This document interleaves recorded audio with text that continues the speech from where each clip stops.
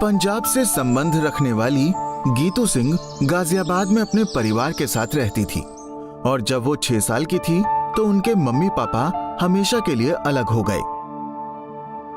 जब मैं 6 साल की थी तो मैंने देखा कि मेरे मम्मी पापा के बीच में अक्सर झगड़े हुआ करते हैं और इन्हीं झगड़ों के कारण वो हमेशा के लिए अलग हो गए और मेरी मम्मी मुझे लेके नानी नाना के यहाँ आ गई। नानी नाना के पास रहते हुए मैंने अपना ज़्यादातर समय अपनी पढ़ाई में निकाला और पढ़ाई में होशियार होने के कारण मैं 12th क्लास तक पहुँच गई।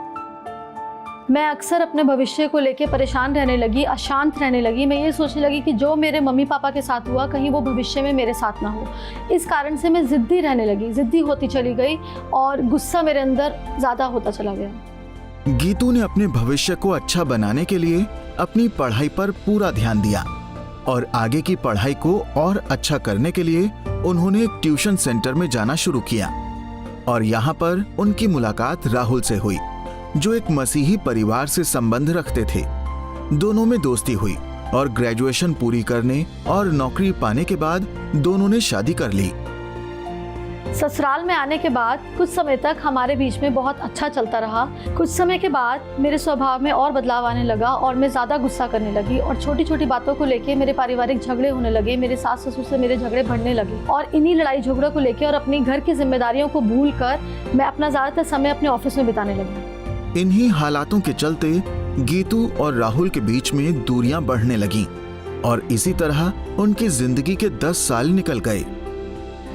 तब मुझे एहसास हुआ कि इन्हीं झगड़ों के कारण कहीं राहुल और मैं अलग ना हो जाएं, क्योंकि मैं राहुल को छोड़ना भी नहीं चाहती थी, क्योंकि मैं राहुल से बहुत प्यार करती थी। और तब मैंने महसूस किया कि मैं उसी रास्ते पे खड़ी हूँ जहाँ पे मेरे मम्मी पापा खड़े थे और मैं यही सोच सोचकर बहुत परेशान और पछताने लगी। मैंने कभी बाइबल को हाथ भी नहीं लगाया था, मैंने कभी बाइबल नहीं पढ़ी थी, लेकिन उस दिन मैं बहुत दुखी थी। मेरी बाइबल पे नज़र पड़ी और मैंने उसे खोला और मुझे एक वचन मिला जिसमें लिखा था, चिट्ठी डाली तो जाती है वरन निकाली यहोवा की ओर से ही जाती है। मुझे ऐसा लगा कि परमेश्वर मुझसे कुछ बात कर रहा है या मुझसे कुछ कहना चाहता है।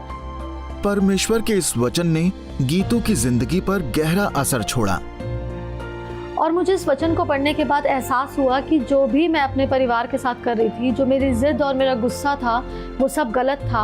और इसी के चलते मुझे एहसास हुआ कि अब सिर्फ प्रभु यीशु मसीह ही है जो मेरे परिवार को बचा सकता है।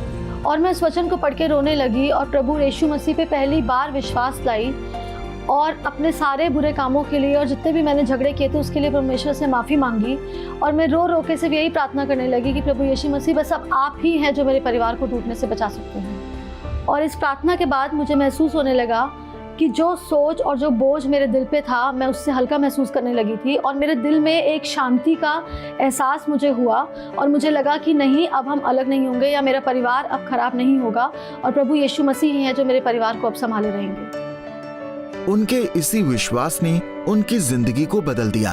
अब वो अपना अधिकतर समय बाइबल पढ़ने और प्रार्थना में देने लगी और साथ ही उन्होंने चर्च में भी जाना शुरू कर दिया। धीरे धीरे परमेश्वर की भलाई को मैं अपने परिवार और अपनी ज़िंदगी में महसूस करने लगी थी और देखने लगी थी और जो पहले के झगड़े हुआ करते थे वो खुशी और शांति में बदल गए थे। अब मैं राहुल की तरफ ज़्यादा ध्यान देने लगी थी और मेरे बदलते बर्ताव को देख के राहुल भी मेरी तरफ ज़्यादा ध्यान देने लगे थे। प्रभु यीशु मसीह को जानने के बाद मैंने ये देखा कि जो मेरी सोच थी कि कहीं मेरे मम्मी पापा के साथ जो हुआ वो मेरी ज़िंदगी में ना हो, ये सोच मेरी टूटने पाई और ये सिर्फ और सिर्फ प्रभु यीशु मसीह के अनुग्रह से, उनके प्यार से और उनकी शिक्षाओं की वजह से हुआ। और पिछले 1 साल से प्रभु यीशु मसीह को जानने के बाद मैं अपने परिवार के साथ एक अच्छा मसीह जीवन व्यतीत करने पा रही हूँ और ये सिर्फ और सिर्फ परमेश्वर के अनुग्रह से ही हुआ है।